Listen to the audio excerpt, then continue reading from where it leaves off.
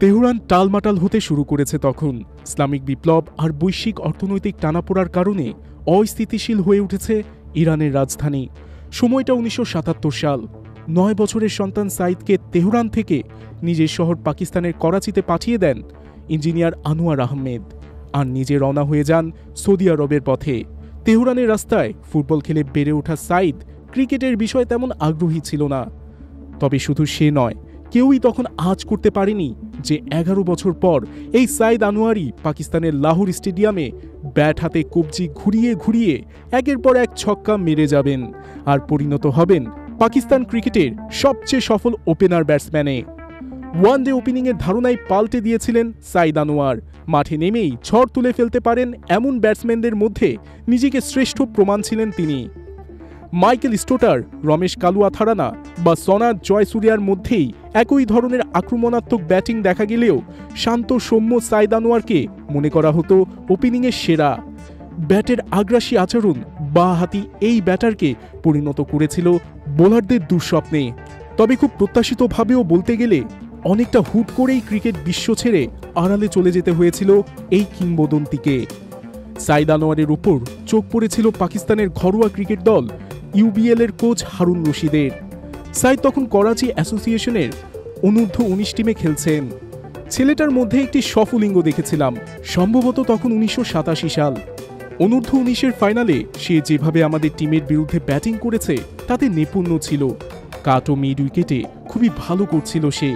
Cricket নৈপুণ্যে Saeed আনোয়ারকে সবসময় আরেক কিংবদন্তি ব্রেইন লারার সাথে সমকক্ষ হিসেবে বর্ণনা করেছেন ইমরান খান, বরং সাইদকে আরেকটু এগিয়ে রাখতেন তিনি। সাইদ আনোয়ারের ক্রিকেট ক্যারিয়ারের পথে অন্যতম বাধা ছিল ইনজুরি। 1991 সাল থেকে 1993 সাল পর্যন্ত কেবল 5টি ওয়ানডে খেলতে পেরেছিলেন তিনি। তবে মাঠে ফিরেই পরপর 3টি শতক হাঁকান। 1999 সালে হাঁটুতে আঘাত পাওয়ার পর 1 বছরের মতো ইনজুরি নিয়েই তিনি খেলা চালিয়ে গেছেন। আরব নিউজকে দেওয়া এক সাক্ষাৎকারে সাইদ আনোয়ার এর কারণ ব্যাখ্যা করে বলেছিলেন, ইংল্যান্ড ও অস্ট্রেলিয়ার বিরুদ্ধে খেলার মতো বিকল্প আর কেউ ছিল না আমাদের। খেলা চালিয়ে যাওয়ার কারণে সমস্যা এতটাই বাড়ে যে আমাকে পরের বছর সার্জারি করাতে হয়। সার্জারি থেকে ফেরার পর শারজায় 60 রানের এক ইনিংস খেলেন তিনি এবং দুর্ভাগ্যজনকভাবে সেদিনই আবার ইনজুরির শিকার হন তিনি। সাইদ আনোয়ারের ক্যারিয়ারের সমাপ্তিটা ছিল খুব দুর্ভাগ্যজনক।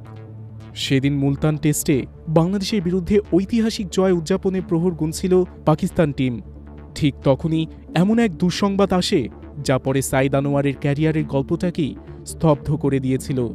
খুব কম বয়সে হঠাৎ মৃত্যুর কোলে ঢলে পড়ে সাইদ আনোয়ারের একমাত্র মেয়ে। এই ক্রিকেটারের পুরো জীবনধারাকেই পাল্টে ফেলে এই ঘটনা। মাসের পর মাস কেটে যাচ্ছিল, কিন্তু মাঠে ফিরছিলেন না তিনি। অবশেষে যখন ফিরলেন, অনেকেই আর তাকে চিনতে পারল না। দাড়িতে মুখ ঢাকা সাইদ আনোয়ারকে চিনতে না পেরে শারজা স্টেডিয়ামে ঢুকতেও দিতে চাননি নিরাপত্তা কর্মীরা। সেদিন অনেক বুঝিয়ে শুনিয়ে মাঠে ঢুকতে পারলেও সমালোচকদের তীর থেকে তিনি রেহাই পাননি। মাঠে তার প্রতিটি ভুলের জন্য তার জীবনযাপনকে দায়ী করেছিলেন সমালোচকরা। অবশেষে 2003 সালে অবসরের ঘোষণা জানাতে গিয়ে প্রেস কনফারেন্সে সাইদ আনোয়ার বলেন, আমি ইমরান খানের মতো করে জয়ের মালা গলায় দিয়ে বিদায় নিতে চেয়েছিলাম। হয়তো আমি আরও 2 বছর খেলতে পারতাম, কিন্তু বোঝানো হচ্ছে আসলে আমাকে আর দরকার নেই।